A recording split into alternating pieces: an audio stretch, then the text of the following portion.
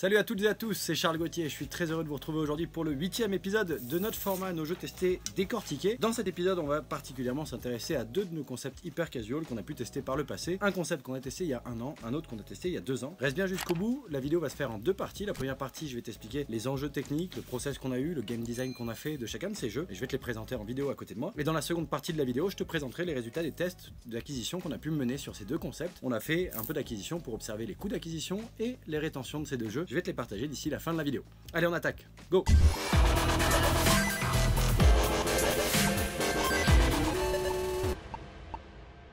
Alors les amis, comme vous pouvez le voir, il y a 2 vidéos à côté de moi.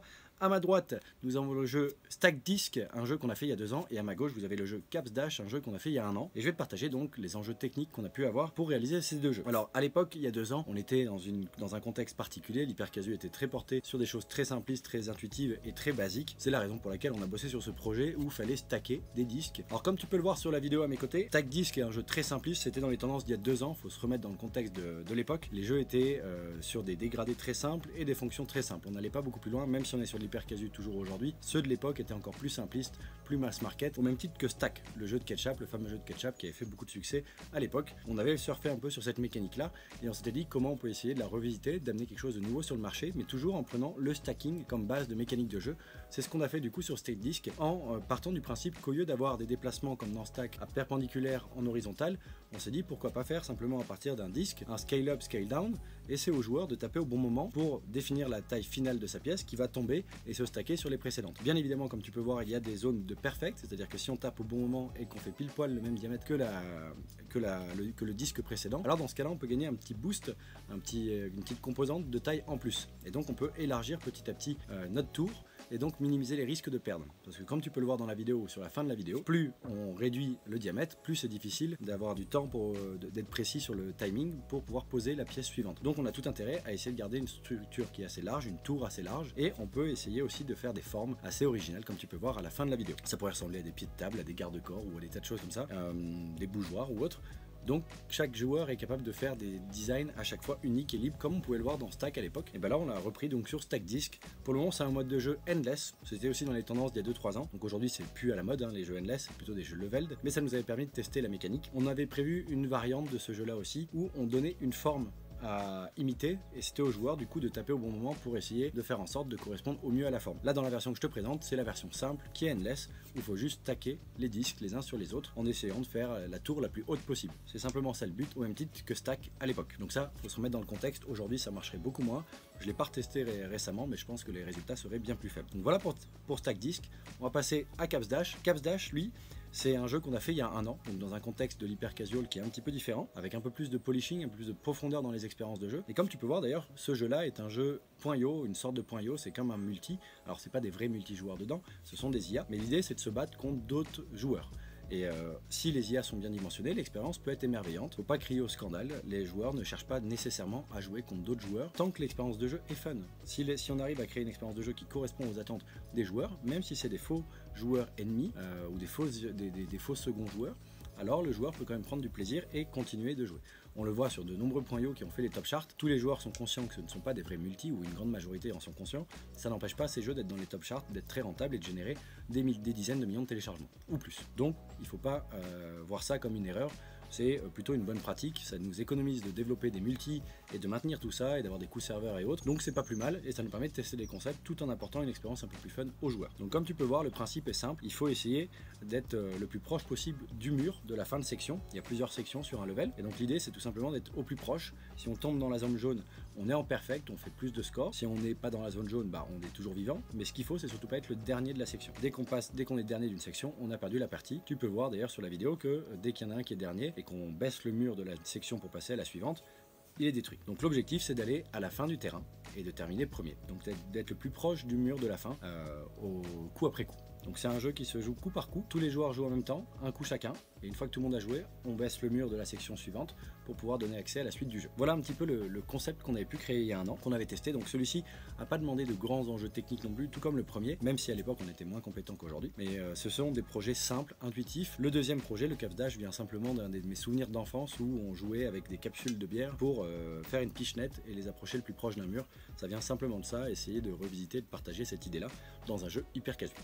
Et le stack disc, il est purement inspiré de stack de ketchup de l'époque. Voilà un petit peu pour la première partie de la vidéo, ce que je voulais te présenter sur ces deux concepts. N'hésite pas à me dire en commentaire ce que tu penses de ces deux jeux, lequel tu préfères, si tu trouves que certains sont l'un ou l'autre est plus réussi que l'autre. N'hésite pas à me dire ce que tu apprécies ou ce que tu n'apprécies pas dans chacun de ces jeux. Alors si jamais tu es nouveau sur ce format ou sur la chaîne, dans ce format, nos jeux testés décortiqués, je te présente à chaque fois des jeux qu'on a testés par le passé. Et quand on réalise ces tests, on met quelques centaines d'euros de publicité, on fait de l'acquisition payante pour obtenir des téléchargements. En général, on le fait aux US. Les US nous permettent d'avoir des datas fiables pour aller pitcher les éditeurs et signer des contrats d'édition. Maintenant, dans cette seconde partie de la vidéo, je vais te partager les résultats de ces tests. On va parler de coût d'acquisition pour savoir combien nous coûte un téléchargement et on va également parler de rétention. C'est un pourcentage qui nous permet de savoir avec quelle force on arrive à maintenir les utilisateurs jour après jour dans notre jeu. On le sait, l'objectif c'est de capter l'attention de nos joueurs. Il faut qu'ils jouent le plus longtemps possible, il faut qu'ils prennent le plus de plaisir possible. En général, les deux sont liés. Si on ne prend pas de plaisir, les joueurs ne jouent plus. Mais la rétention nous permet de savoir un petit peu si on arrive à avoir une certaine traction une fois le joueur acquis. Alors que le CPI va nous permettre de mesurer la traction avant d'avoir le joueur. Alors, on va commencer par StackDisc. StackDisc avait été fait il y a 2 ans, et il y a 2 ans, on avait pu obtenir à peu près 40 centimes de coût d'acquisition, donc de CPI, de cost per install, ce qui n'était pas trop mauvais. On aurait pu faire mieux, mais c'était déjà intéressant. On était en dessous de la médiane de l'époque, donc il y avait peut-être du terrain pour aller faire des améliorations et essayer de baisser ses coûts d'acquisition. Mais voilà le coût d'acquisition qu'on a obtenu sur la version que je te présente de StackDisc. Pour aller plus loin, maintenant qu'on a le coût d'acquisition, on va parler de rétention. On va parler de la rétention D1, combien on a gardé de pourcentage de joueurs 24 heures après le téléchargement et combien on a gardé de joueurs en pourcentage une semaine après le téléchargement. Et bien la D1, on a obtenu 28% et la D7, on a obtenu 4%. Donc encore une fois, ce ne sont pas des chiffres qui sont complètement nuls, mais ce ne sont pas des chiffres excellents non plus, surtout pour l'époque. À l'époque, on essayait d'aller chercher quand même du 45, 50, 55 D1. Donc on est quand même bien en dessous, mais il y avait des jeux qui arrivaient à fonctionner, à générer des beaux revenus à partir de 35, 40, 45 D1. Donc on était un petit peu dans le moyen. Voilà, on n'était ni excellent, ni mauvais, ni bon, ni juste un petit peu mauvais. On était à peu près neutre, que ce soit au niveau des coûts d'acquisition ou de la rétention. Et c'était quand même une belle expérience pour nous parce que le projet était assez simple dans la logique de mise en place. Ça nous permettait donc d'avoir des résultats factuels pour baser nos analyses et surtout nos prises de décision à venir. Est-ce qu'on fait un nouveau sprint? Est-ce qu'on essaie de modifier telle chose? Est-ce qu'on essaie de relancer un test? Je partage tout ça en fin de vidéo. On va passer à CapsDash.